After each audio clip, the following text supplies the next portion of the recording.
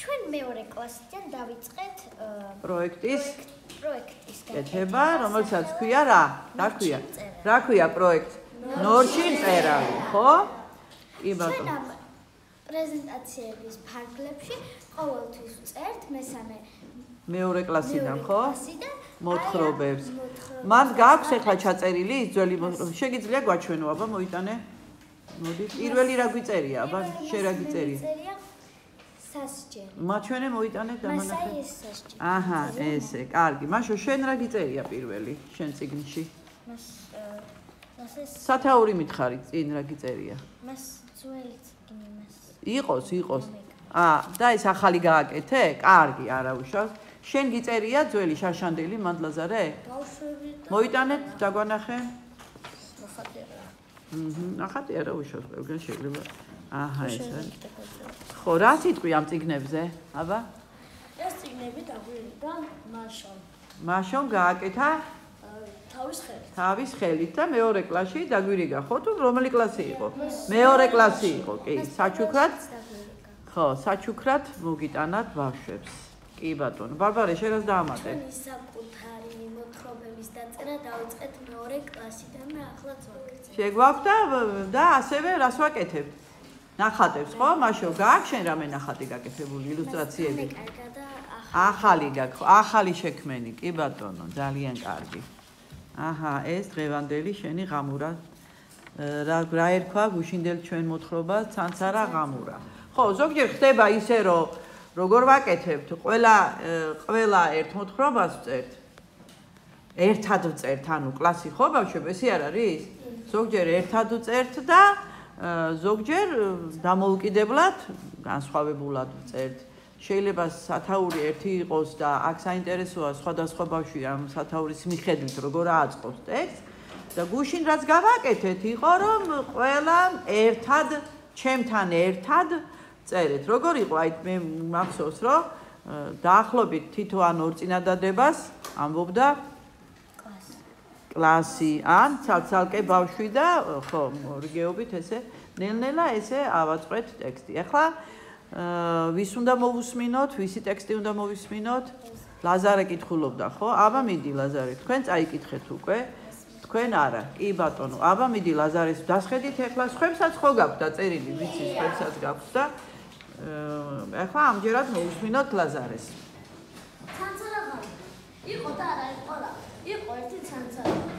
ეს სახელი იმიტომაც დაარქვეს, რომ სულ ცანცარი იყო. შუქის სინათლეზე კი მის ჭიდილის ეშინოდა და ხან რას მიეჯახებოდა და ხან რას. ფუმეს შეამჩნია და კითხა. ღამურა რისი გეშინია?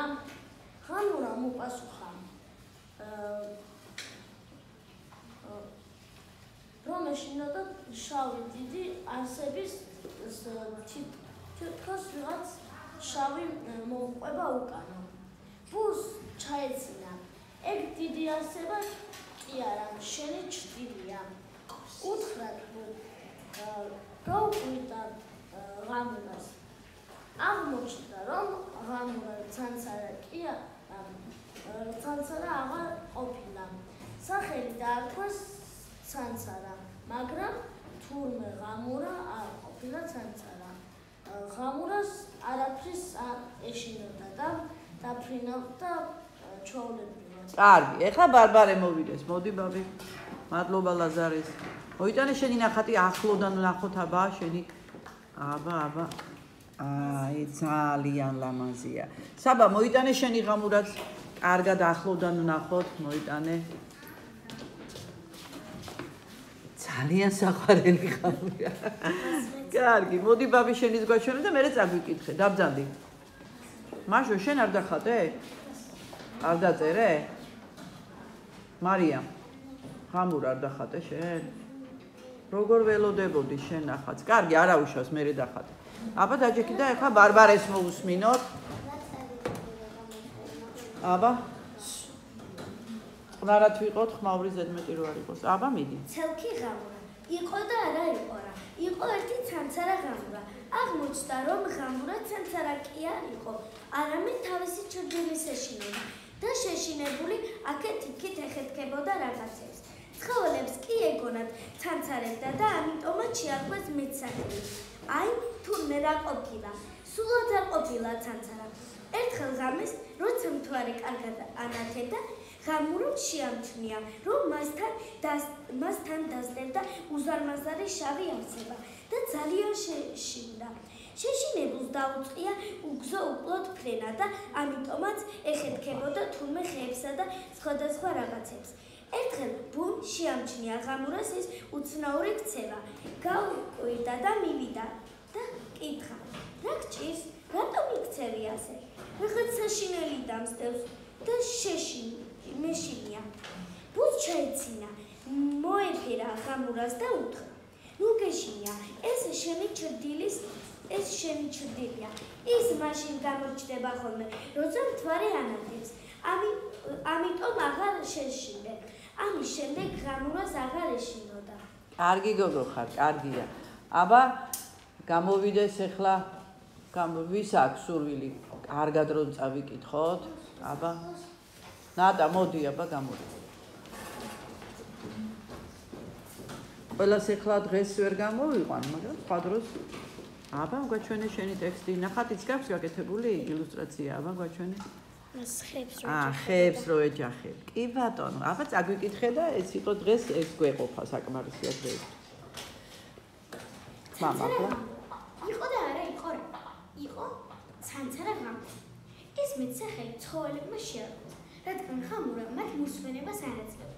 სულ თამაში უნდოდა და ეჯახებოდა ხეებს, ღობებს და კედლებს. აღმოჩნდა, რომ ღამურა ცანცარა კი არ იყო, არამედ თავისი ჩრდილის ეშინოდა და შეშინებული აქეთ-იქით ეხეთქებოდა რაღაცებს. ცხოველებს კი ეგონათ ცანცარებდა და ამიტომ შეარქვეს მეტსახელად ცანცარი. ერთხელ მთვარე ანათებდა. ღამურამ შეამჩნია, რომ უკან დასდევდა უზარმაზარი შავი არსება და ძალიან შეეშინა. შეშინებულს დაუწყია უგზო უკლოდ ფრენა და ამიტომაც დაეხეთქა ძირს. ბუმ შეამჩნია ღამურას უცნაური ქცევა.